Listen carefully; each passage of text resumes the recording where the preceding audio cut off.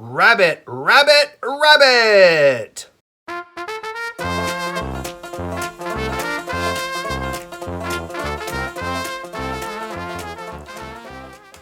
All right, y'all.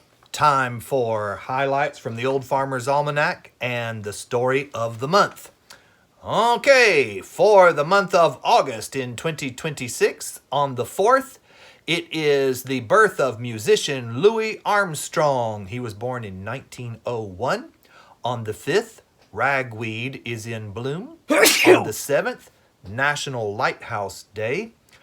On the 11th, Dog Days end. And on the 17th, Cat Nights commence.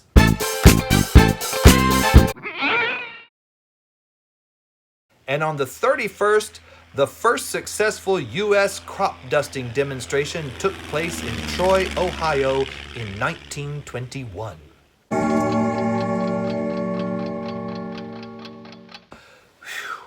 Y'all, I'm glad to be in this air-conditioned office. It is August in Summerville, South Carolina, and hot as a $2 pistol.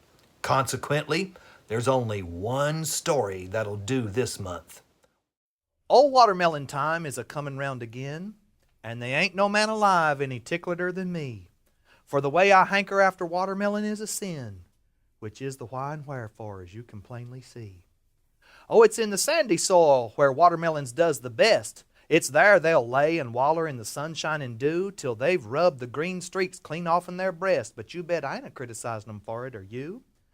There ain't no better thing in the vegetable line, and they don't need much tending to, as every farmer knows.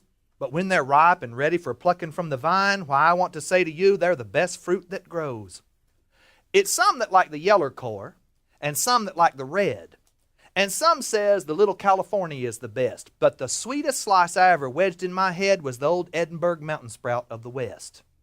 And it seems like everybody has an opinion about what kind of watermelon is best. My Uncle Bill Miles was like that. He was a cotton farmer from Mississippi. As he said, he lived in the delta of Mississippi. Yes, he did not spell it M-I, crooked letter, I, crooked letter, I, humpback, I. It didn't have that many syllables for him. He's like, I'm from Mississippi.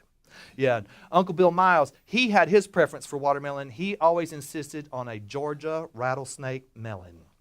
I didn't like that on account of the name, but that's what he wanted, a Georgia rattlesnake watermelon.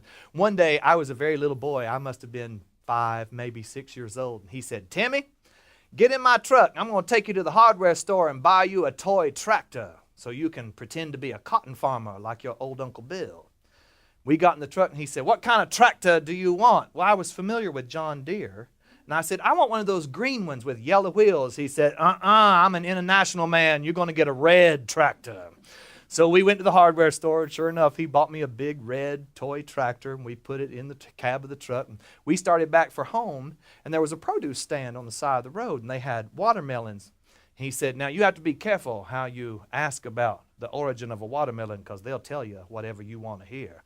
So he pulled over to the side of the road, and he rolled down his truck window, and he said, I say, young man, are those Florida melons you're selling there? He said, yes, sir. These are fine Florida melons straight from Tallahassee. They were picked out of the fields in Tallahassee yesterday. He said, thank you. I prefer a Georgia rattlesnake melon myself, and rolled up the truck window and drove off. And I said, why don't you want a Florida watermelon? He said, them boys in Tallahassee plow their fields with tractors with yellow wheels. You don't want no pumpkins nigh your watermelon vines, 'cause some way or another, they'll spoil your melons sure. I've seen them taste like pumpkins from core to the rinds, which may be a fact you've heard of before. But your melons that's raised right and tended to with care, why you can walk in and amongst them with a parent's pride and joy and thump every one of them melons on the head with as fatherly a air as if each one was your little girl or boy. Everybody has their own way of choosing a watermelon. My daddy is a thumper. You know, some people study the stem, some people plug the melon, but my daddy, he thumps the melon. He's all the time knocking on the melon. I've always wondered if from inside something knocked back, what would he do? One day we went on a vacation when my sister and I were little kids. We had the camper all hitched up to the back of the car, and we drove off for the great American vacation adventure. As we were driving, we saw a fruit stand on the side of the road, and they had watermelons for sale. Daddy said, oh, let's stop and get a watermelon for a 4th of July picnic. So we pulled over, and he climbed out of the car.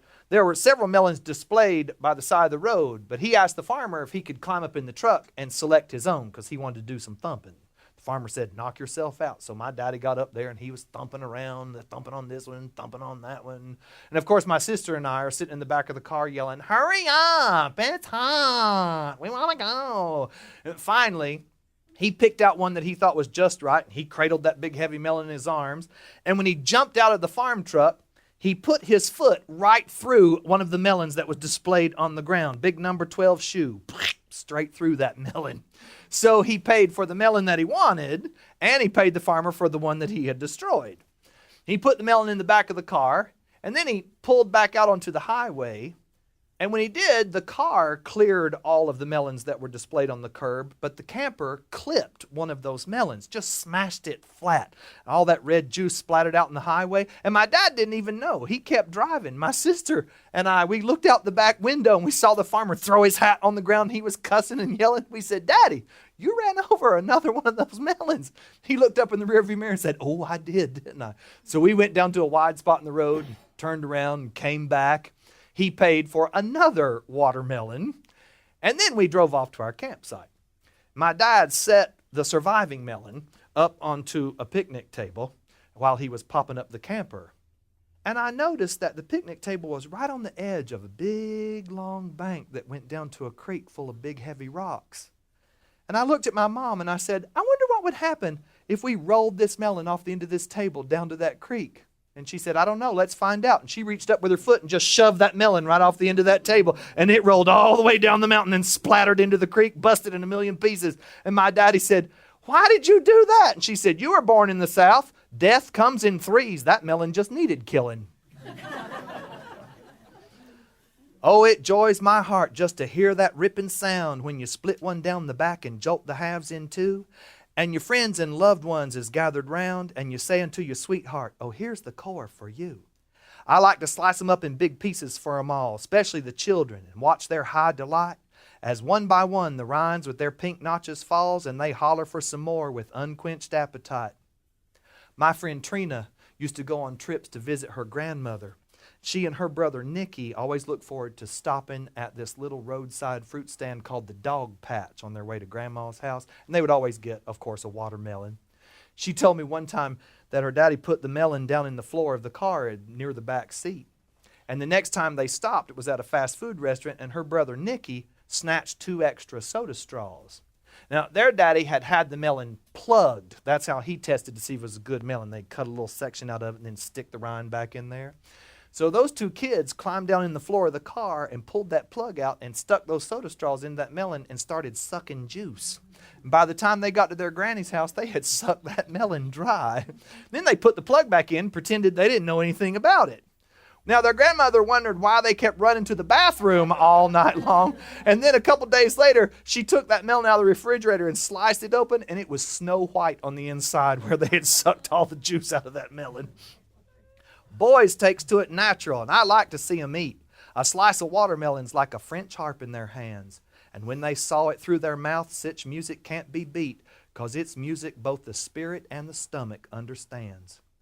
Oh, there's more in watermelons than the purty-colored meat, and the overflowing sweetness of the water squished betwixt the upward and the downward motions of a feller's teeth.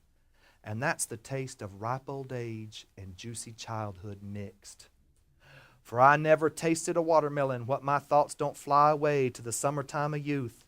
And again I see the dawn, and the fading afternoon of the long summer day, and the dusk and dew a-falling, and the night a-coming on. And there's the corn around us, and the lisping of the leaves and trees, and the stars a-peeking down on us as still as silver mice. And us boys in the watermelons on our hands and knees, the new moon hanging o'erhead like a yeller cord slice. Oh, it's watermelon time is a-comin' round again, and there ain't a man alive any ticklider than me, for the way I hanker after watermelon is a sin, which is the why and wherefore, as you can plainly see.